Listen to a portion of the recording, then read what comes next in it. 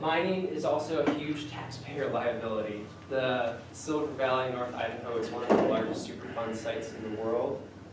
Part of the reason it's a taxpayer liability is because the mining industry is a boom and bust industry. It's very dependent on the value of minerals, and the value of minerals can fluctuate dramatically over time, and if the mine isn't prepared to deal with lower mineral prices, they will lay off workers and oftentimes go bankrupt. And so this is a picture of all the different mining features as a broad category. This could be actual lines and adits, it could be mining tailors, but this just shows that in the Silver Valley, a small part of Idaho alone, there's an incredible amount of mining activity that has often left contaminants that leak into the groundwater or leak into rivers and streams.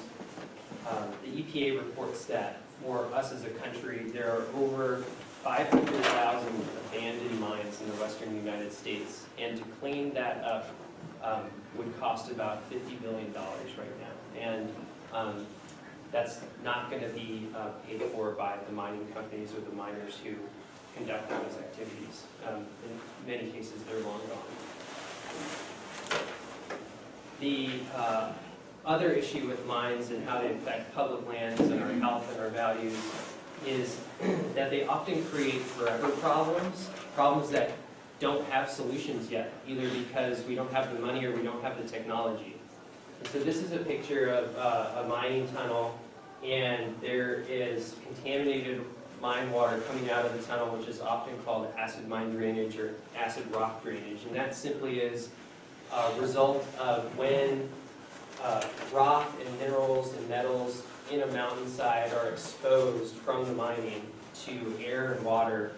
Those minerals often have sulfide minerals in them, and the mixture of the sulfide minerals in air and water creates sulfuric acid, and that can further dissolve the heavy metals in the mine and create a toxic and acidic liquid that's referred to as AMD, or acid mine drainage. And oftentimes, especially with underground mines, the water that comes in is just seeping in from rainwater or snow melt, and there's not really a way to seal up often all the tunnels, and so there's no way to prevent that water from getting in. And that's actually the case again in the Silver Valley. The Bunker Hill mine has extensive mine tunnels in the ground that collect groundwater and rainwater and create this acid mine drainage. And currently the EPA has to deal with acid mine drainage from the Bunker Hill mine coming out at 1,300 gallons per minute. It costs annually $1 million for the EPA to treat, which in other words is us paying for that. And there's no technology to stop that from happening right now. There's no way to solve that problem. So we're going to have to pay and deal with that into perpetuity. And there's a lot of problems that come from mines that are just like that, that they're a problem we're going to pay for and deal with, and that impacts well into the future. And so we would do well to, when we're considering putting in a mine, not only the impacts to us now, but the impacts to our children later on. All that said, it is true that we rely on the minerals that come from mining. And so I think, to be fair, we at the Idaho Conservation League don't take a position of 100% opposition to every single mine. In many ways, mining will help us. Mining is critical to a clean energy future because a lot of the minerals help and contribute to battery technology that will need to store energy, wind turbine blades, and it's also critical in a lot of the technology that we use in terms of computers or your iPhone. So I think it's important to recognize that to some extent mining is necessary, but to always remember that we also need our environment too. We also need a healthy place to live, a fun place to recreate, and the beautiful places that we came here to live in and benefit from. So it's a tension and a conflict that exists, and a little later in the presentation I'll continue to kind of talk about how ICL tries to wrestle with that conflict and how we try to evaluate mines, whether they're appropriate or not, or how they can be made appropriate in certain circumstances. And before we do that though, just a little bit of background, a little bit more background and fundamentals on mining. Mining today is still authorized and permitted as it was in the 1800s. It's actually the General Mining Act of 1872 that authorizes members of the public to go on public lands and look for and extract minerals. And that law was passed in 1872. It was signed into law by Ulysses S. Grant, and it has not been reformed or updated since then. And so it means that there are a lot of, it's out of date, and there are a lot of deficiencies in it. Some of the deficiencies include that mining companies and miners don't pay any royalty fees on the minerals they extract from public lands. So essentially, they're getting the benefit of a public resource we all own for free, or essentially at the cost that it takes them to extract the minerals.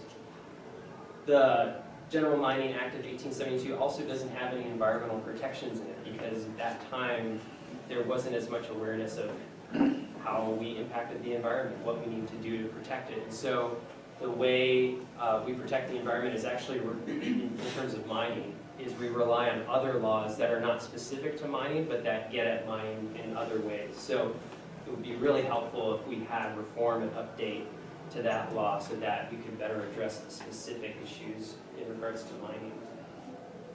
The General Mining Act of 1872 deals with hard rock mining, and that's a specific set of minerals that include things like gold, silver, platinum, copper, zinc. It doesn't deal with coal, oil, and gas. Those are regulated and authorized. Extraction of those resources are regulated and authorized by other laws. And fortunately, Idaho doesn't have extensive coal, oil, and gas resources, so we tend to see that issues come up with hard rock mining in Idaho, and that's what we focus on as ICL.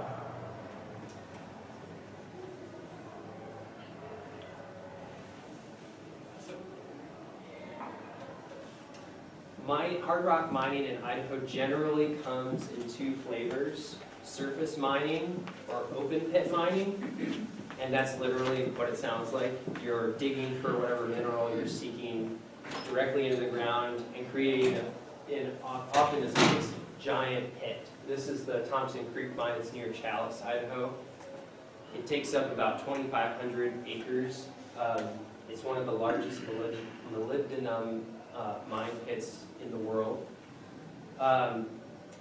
Open pit mines or surface mines generally have a larger footprint than its companion underground mines. So that's one thing that we consider at ICL is what kind of mining is proposed.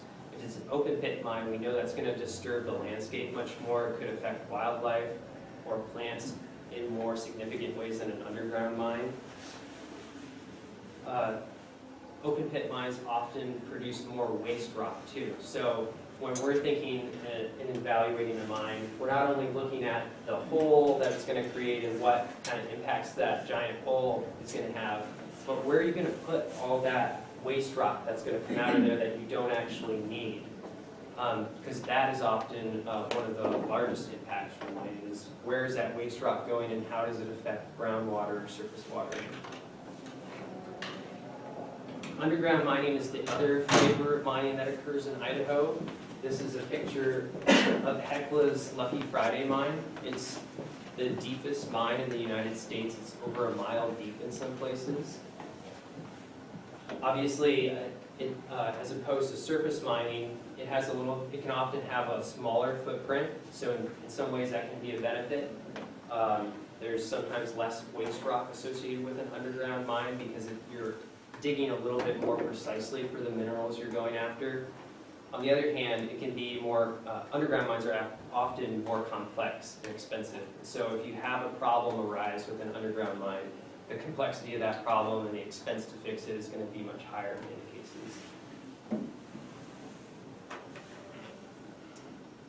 What I mentioned about what do you do with the waste rock? This is a pile. Waste rock in mining is called mining tailings generally, and they can be stored in different ways, some more protective than others. Historically, they were often just put in piles, often next to or into rivers, which is not the best place for that. they can be backed up into giant, massive dams. This is the tailings dam associated with the Thompson Creek open pit mine that we saw a picture of earlier. And mine tailings can also be discharged in a slurry into water bodies, often into rivers.